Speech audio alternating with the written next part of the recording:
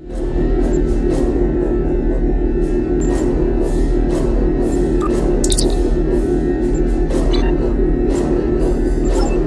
been in regular contact with the Lukari, and they've recently unveiled a new starship designed for space exploration. They're eager to head out into the unknown, and they've asked us to give them a hand. Starfleet has decided to send you to assist them in their first voyage beyond their home system.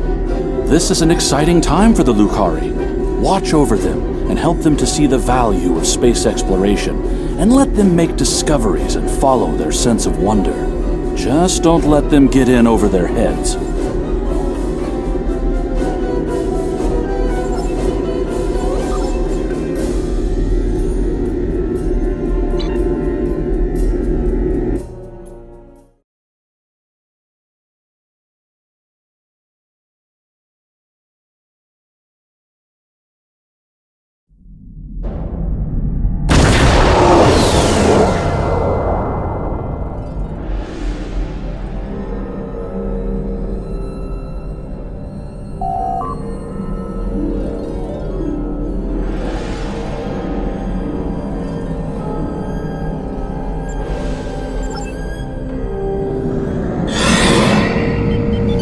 My dear friend Kamarka, just think about how much I can help. What? You? I thought I'd seen the last of you. That is to say, we meet again. Oh, come now. I'm sure we can reach an agreement that is to everyone's liking. I'm prepared to offer you an exclusive, once-in-a-lifetime investment opportunity. Thank you. That insistent Ferengi has been trying to make new trade deals with us since he first visited our system. Oh, everything he tries to sell is either broken or worthless. Thank you. It's good to see you again, and under much better circumstances.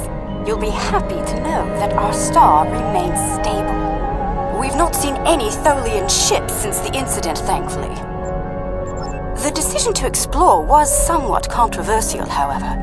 Many Lukari were resistant to the notion. We settled this moon long ago, after we were forced to leave our dying homeworld of Kentar. It was a difficult journey for us. Once we found our new home, no one was very excited about space travel. Still, the exploration initiative passed. Considering my experience, my people have chosen me to command the LSS Concordium. It was an honor I proudly accepted. Our ship is ready to go, and you are. While we have some catching up to do, we've engaged the best engineering minds of our world to modify this vessel. I'm quite proud. We've done a lot in a very short period of time. We've added some of your defensive technology to this ship, as well as some warp drive upgrades. The Concordium is now capable of sustaining a top speed of just over Warp 4. Our collaboration with your engineers has been quite inspirational. We've started work on a starship of our own design, one of many to follow the Concordium to the stars. Our ship is ready to go, and you are. For our maiden voyage, I've chosen a star that is close enough to be within reach, but still just outside the area of space that you've explored, and obviously one that we haven't visited yet. According to your star charts, it's a yellow-white star called 20 Draconis.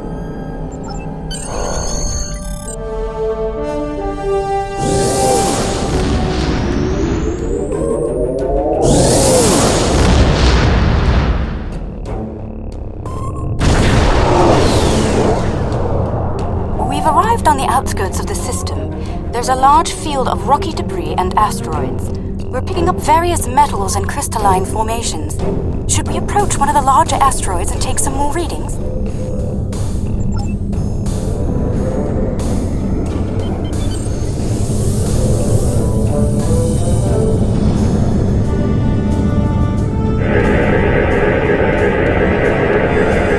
Readings coming in now. Large quantities of silicate, hematite, cadmium, iridium. Crystalline structures appear to be the result of deposits created under a heavy impact. Perhaps this asteroid was part of a larger one that broke up in a collision. Heading deeper into the field may yield more clues.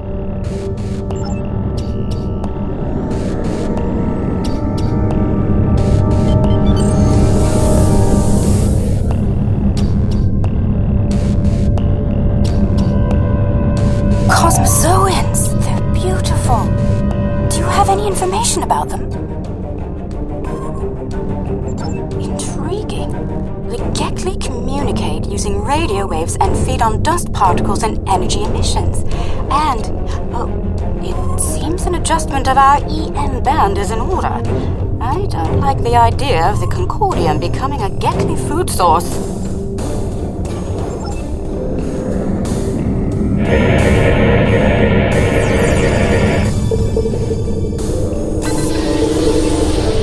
We've adjusted our power systems. I'd like to gather more data on the Gekli before we move on. Any suggestions? An excellent idea. We'll be able to track their movements and learn more about their migratory patterns and feeding habits. We'll need to get close in order to attach the tags safely.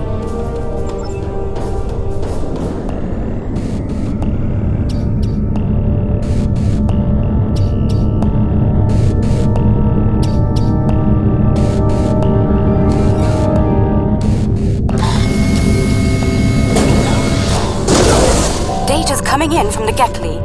I'd like to expand the number of tagged subjects to optimize data collection. Let's get close enough to slip in with a pod and join them in their swimming.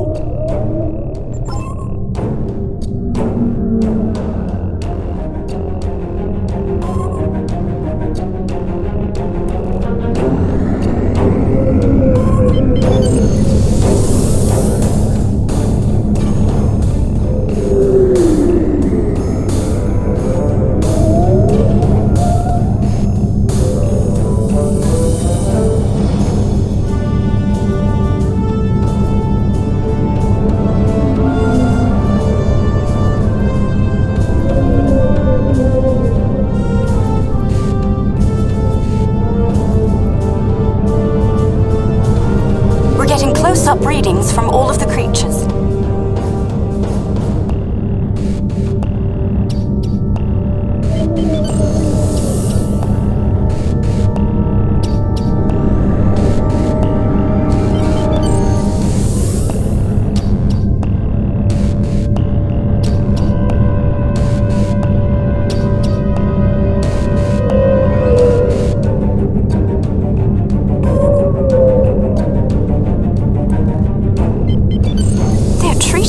One of their own.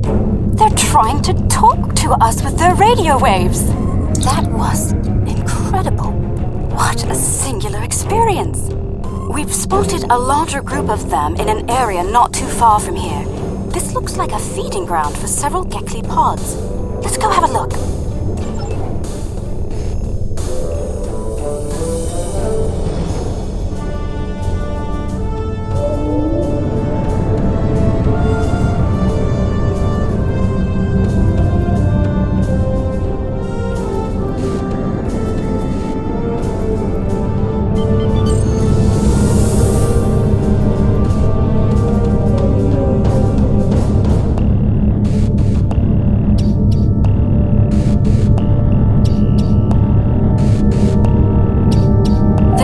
That several Gekli pods frequent this area.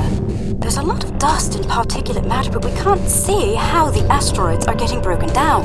I think there's something we're not seeing on the visible spectrum. Your ship has a stronger deflector than ours. Can you emit a particle wave? We could use that to illuminate things that might be happening in different spectra.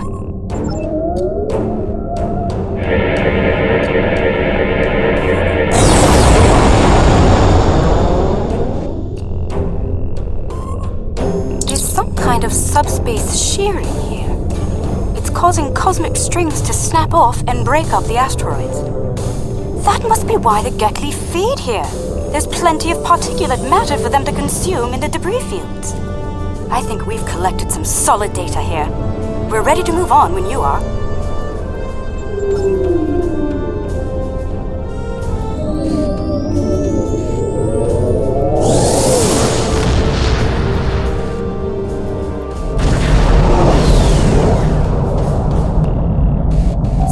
Are reading a swarm of comets passing by this stellar body. They look to have an orbital period of about 173 of your standard years. I'd like to know if they came from outside of the system and were caught in its gravity, or if they originated here. Shall we take some scans?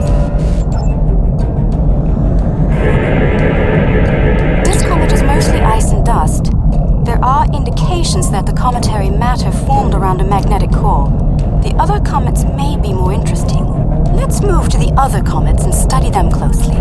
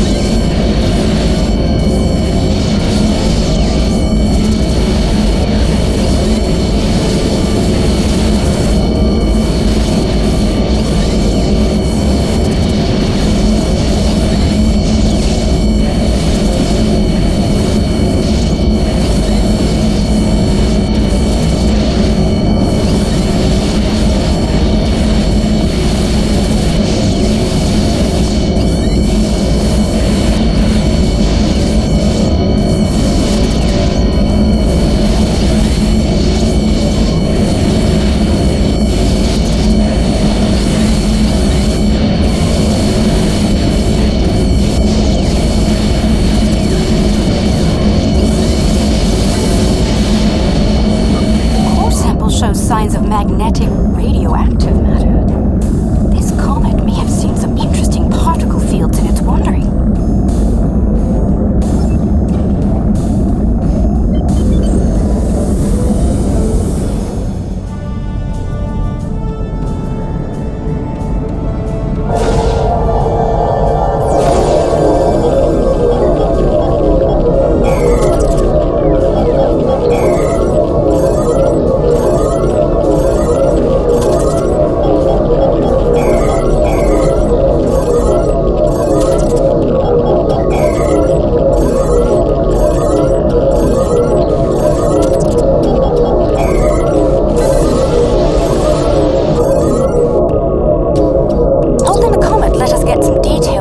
About its emissions. Based on the structure of its silicate crystals, it's been in a pattern. It picks up energy from its trip near the star, then loses that energy as it loops past the planets. It's like ice melting and refreezing, but it seems to lose a large quantity of energy all at once near here. I'm not sure why. The radioactivity should be steady. Comets seem to have a long orbit that coincides with the orbit of a Class A planet nearby. I'd like to launch a probe and see if the cometary movements have had any impact on the planet.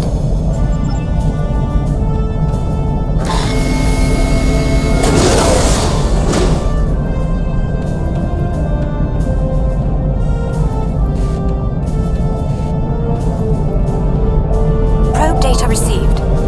The planet is radiating a considerable amount of heat for its size. Nothing our shields can't handle, but I don't see any expeditions to its surface happening anytime soon. Curious. I'm picking up several large, moving sources of energy. Sensors indicate they're a life form of some kind. A cosmozoan, but not the Gekli. I'd like to study them if we can.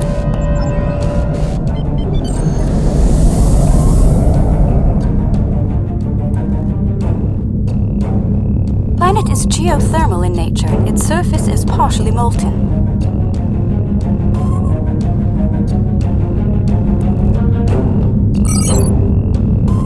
No life forms detected planetside.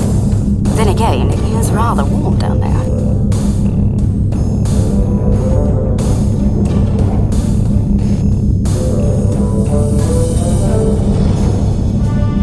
There they are. Magnificent, aren't they?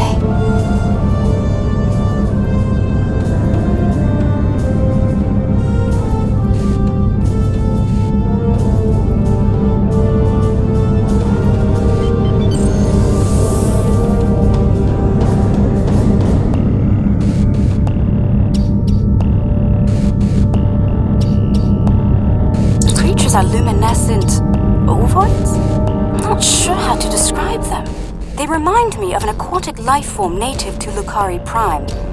There are little ones huddling close to the planet's atmosphere. They must use the heat and the planet's electrical discharges to survive. Interesting.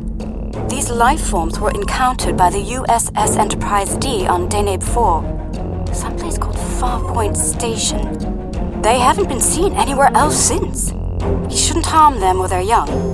Let's transmit a greeting, then be on our way.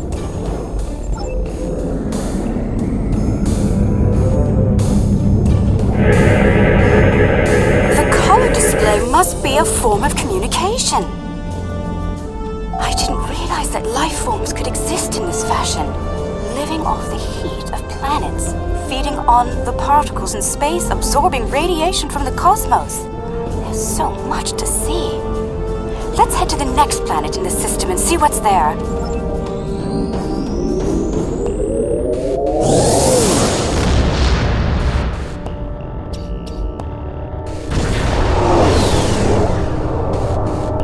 Are you seeing this? My sensors indicate this planet is completely devoid of any organic material. And yet, it has a breathable atmosphere and lies well within the system's habitable zone. Most curious. I'm picking up residual levels of radiation. Oh my. I believe I know what happened to this world. Some kind of proto-matter wave happened here. Not if you know how to resolve the chaotic turbulence with a tarfine reduction.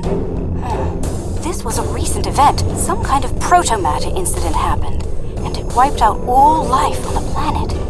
I think we should send an away team down to learn more.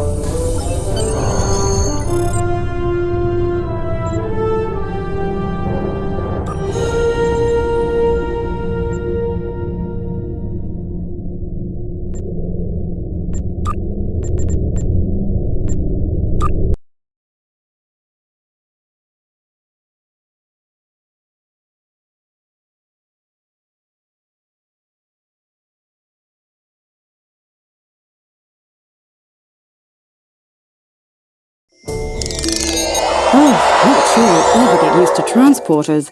Let's see. Initial scans suggest this area used to be inhabited, but I can't find a single trace of organic matter. None.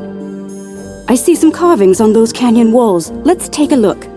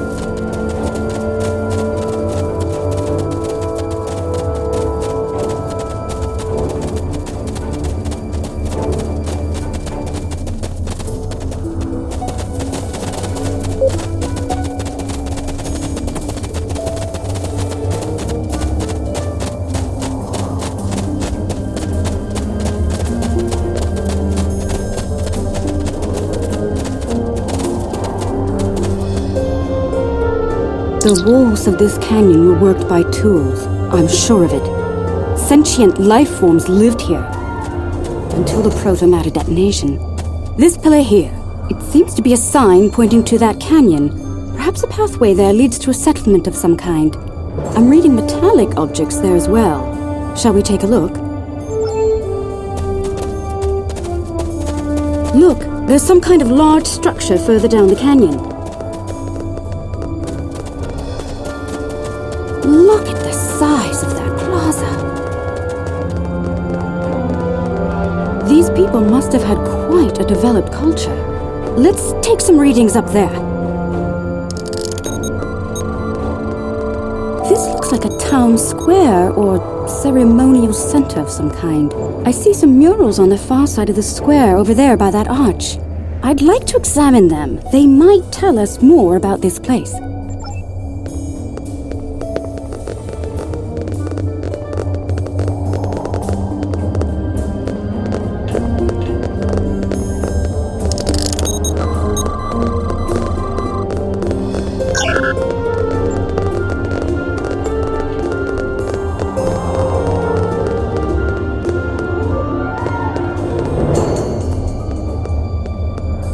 These murals depict people bringing some objects to this place.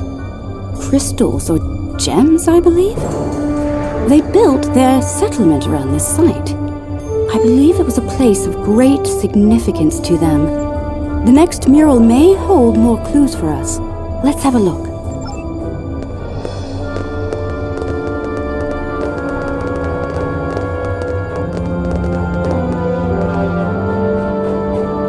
This mural depicts the construction of this large structure. I suspect it was a temple or a place of contemplation for the people. The crystals were revered by the locals, perhaps even worshipped by them. We'd better have a look at the next mural, don't you think?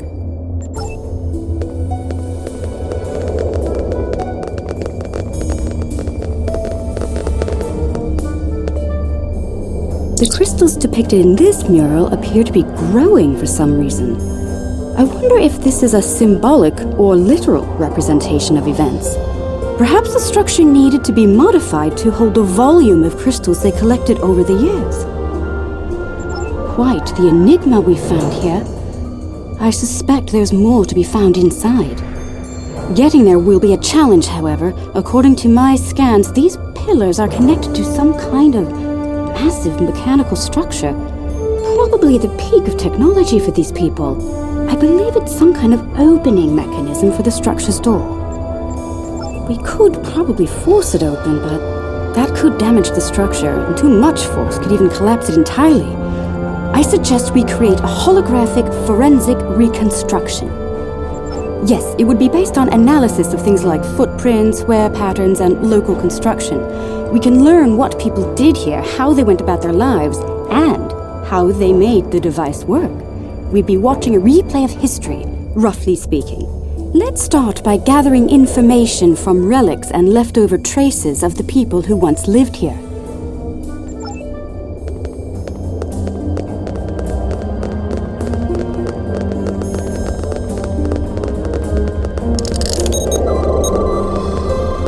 These artifacts were used with opposable thumbs and indicate a likely handspan of 22 centimeters.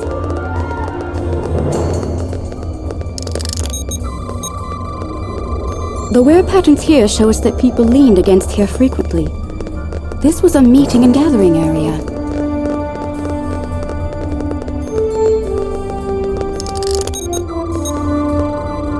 Based on these footprints, these people had a stride that places them at about 1.6 meters on average. Strange. These relics should be covered with dust and sand, worn away by time and wind. But they're all uncovered. No organic matter left, and everything left behind in its place. Frozen in time, like... Yes, the evidence seems clear. The proto-matter detonation happened only weeks, perhaps even days ago. We're going to need to make an accurate simulation to continue our studies here. I suggest using modified pattern enhancers to do this.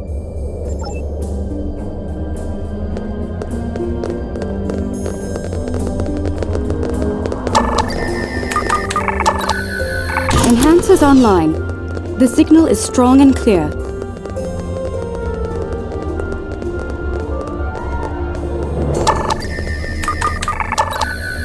Two down, two to go.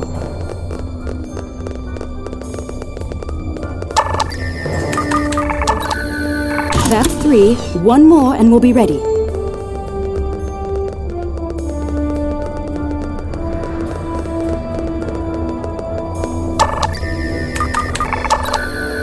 That's the last one. All enhancers online and standing by. Alright, the enhancers should give us a pretty good image range. Your tricorder can then act as the center of the network control for the enhancers. I can tie in my data to your tricorder whenever you're ready. Get a little close to the center of the square so we can see what happens.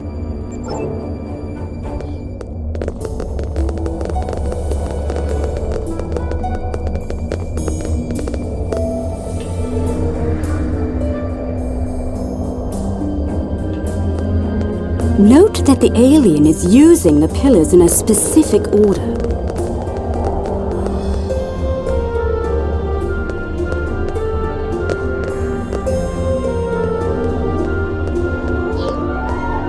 They're making the murals match up on each pillar.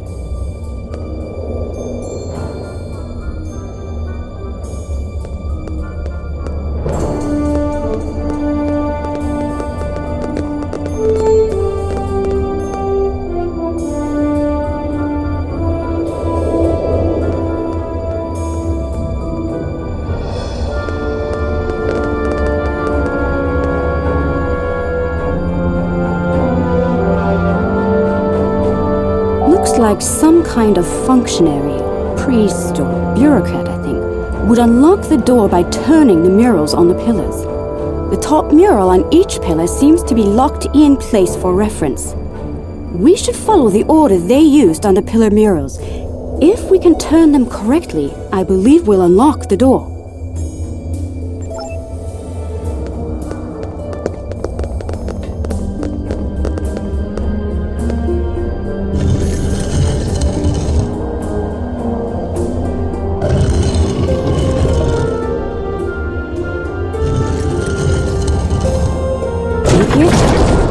That's the first pillar set in place.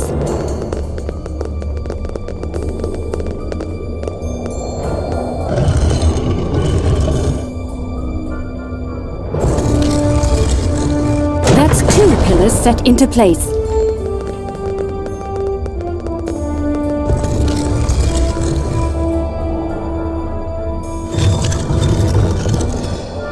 Three pillars are locked in now.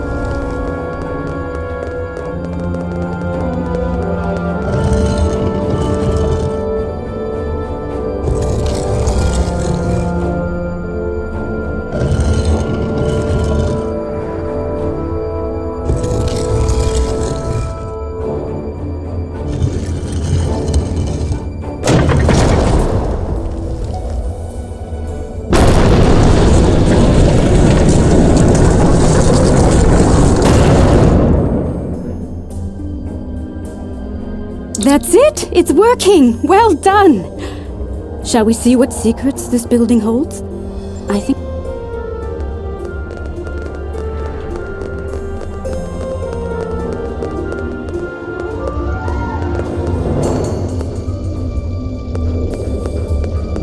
Isn't that the symbol of your Starfleet? How did it get here? How could it be in a temple of people who don't even have electricity, much less space travel? This is getting stranger by the minute. We should search the temple for more murals.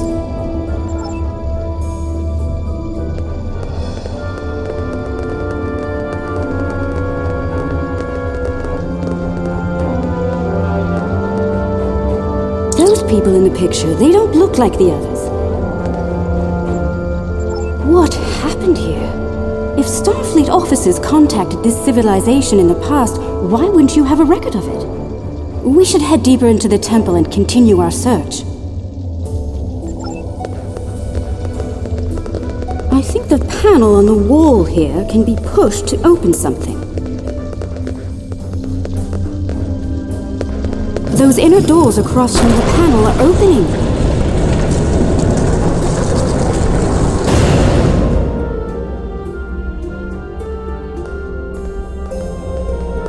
What is all of this?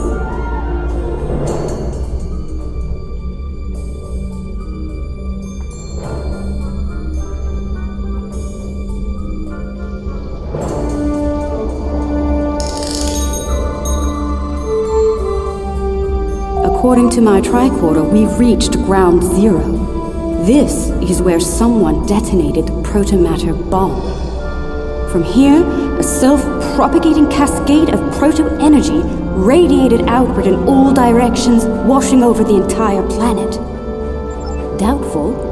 I believe what did this was built specifically as a weapon. There's no new ecosystem. All life was eliminated. I'm picking up a residual energy signature here. Take a look. 16 centimeter wavelength with a slight kaon leak. I've seen this before. It's a byproduct of Zenkathi technology.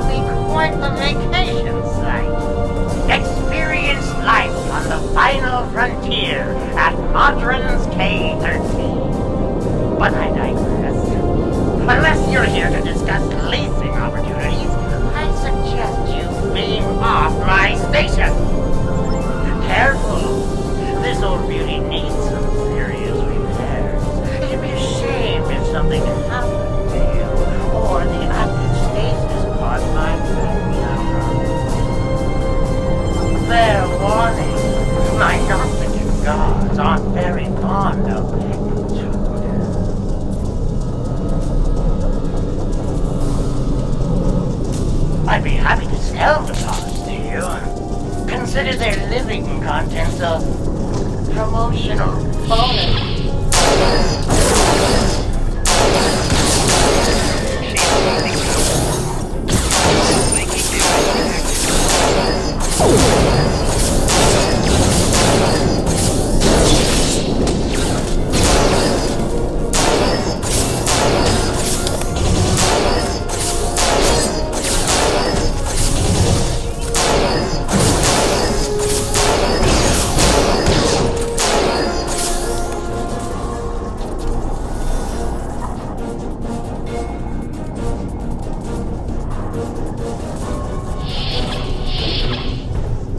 Chief Engineer's Log, March 18th, 1570. Had a discussion this morning with security about our Klingon prisoners in the brig.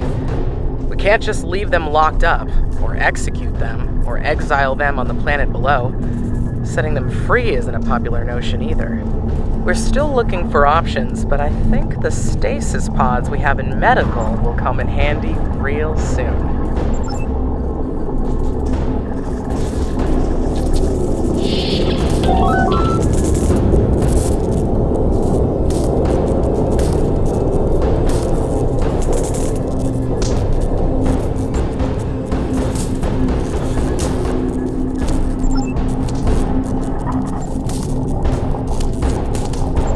Chief Engineer's Log, Supplemental. By my account, we've been hurled back in time to the 16th century. To make matters worse, we're a very long way from the Deneva system. None of our shuttles are warp capable, and even if we could get to Earth, we'd be in the wrong time. In short, we're stuck. There's nothing to do now but wait and try to conjure up a way to get back to the right time.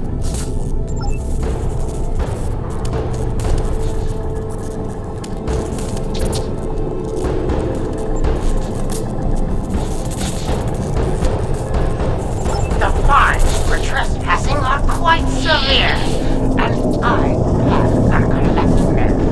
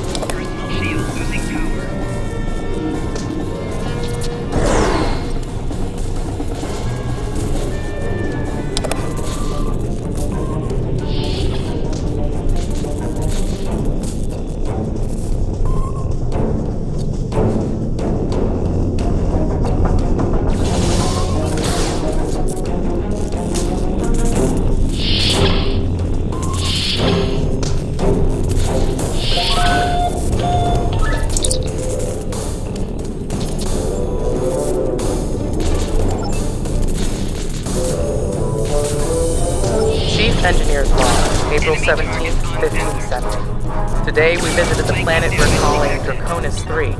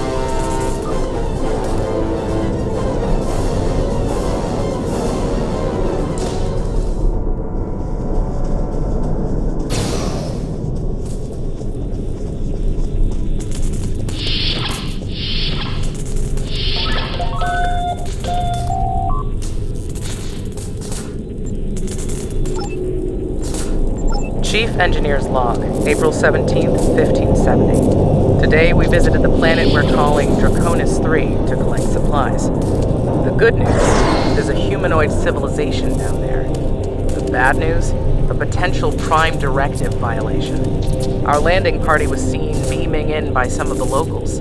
We're hoping that doesn't impact their culture in any way. One thing's for sure, they can't help us go home. Their tech level is Bronze Age at best.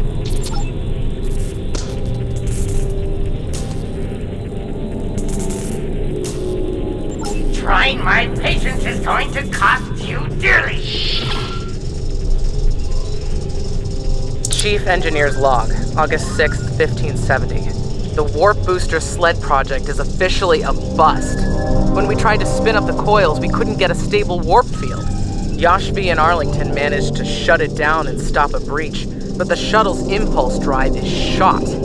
I hate giving up, but we just don't have the parts we need to make it work.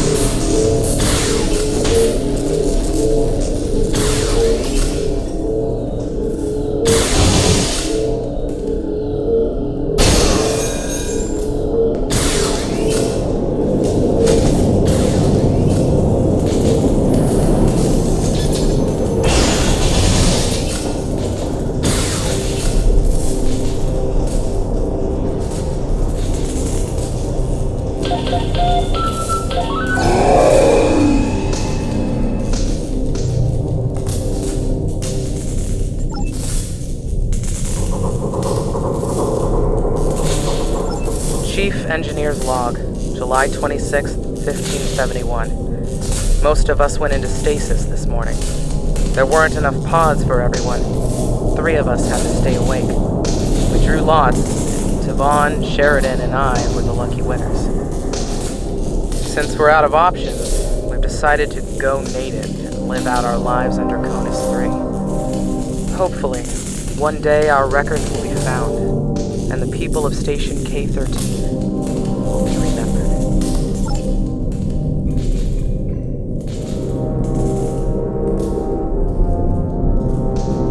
Rule of Acquisition 431. When the shooting starts, let the mercenaries handle it.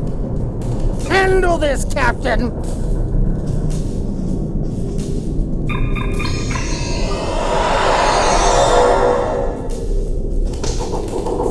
Crime is trespassing.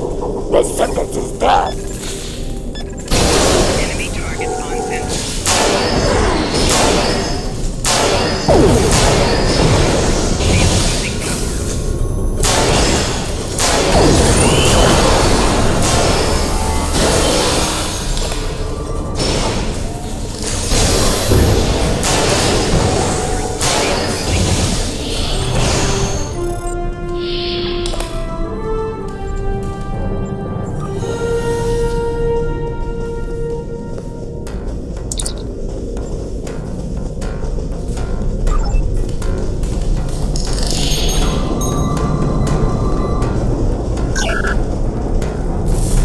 Chief Engineer's Log, July 9th, 1571. It's decided. Most of us are going into cryosleep. Those who stay awake, well, there's the rub. Going to live on a remote part of the planet below is likely, despite the Prime Directive issues. Staying here isn't viable. When the supplies are gone and the remaining power is in the stasis pods, anyone left is a goner. This station will be there too.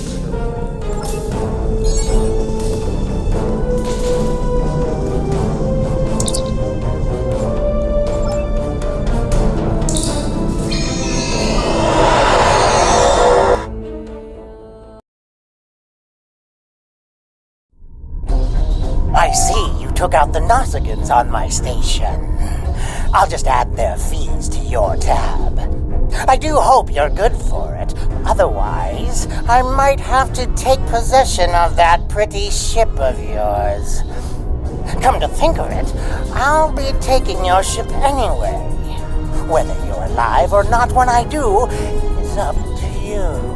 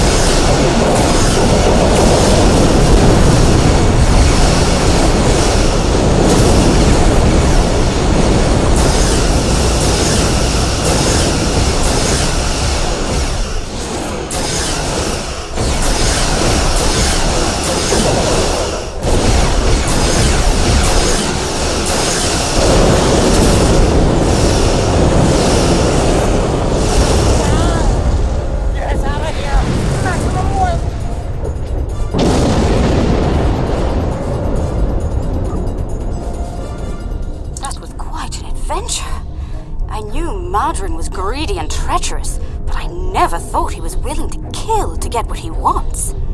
In spite of that, I feel like we've learned so much out here, and for the better. Indeed. I'd say our first flight was a success. Now we need to share our discoveries with everyone back home. I hope today's events will convince my people of the continued need to explore and to be part of the galactic community. With luck, we'll do this again sometime, and soon. On behalf of the Lukari people, thank you.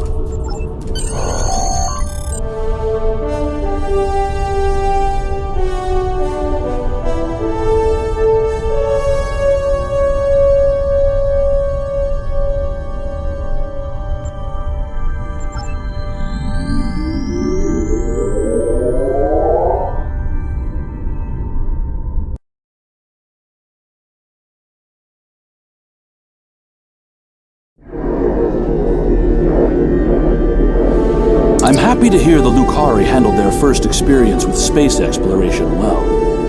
There's talk of their desire to join the Federation, and from what I'm seeing, they'd be fine members. The mystery of Station K-13 has been solved, although the past violation of the Prime Directive by some of its personnel is a concern. Hopefully the crew preserved in stasis pods will be able to shed a little more light on that situation. Finally, this news of a Zenkethi protomatter weapon is disturbing. I'll be looking into it from all angles, diplomatic and military in particular.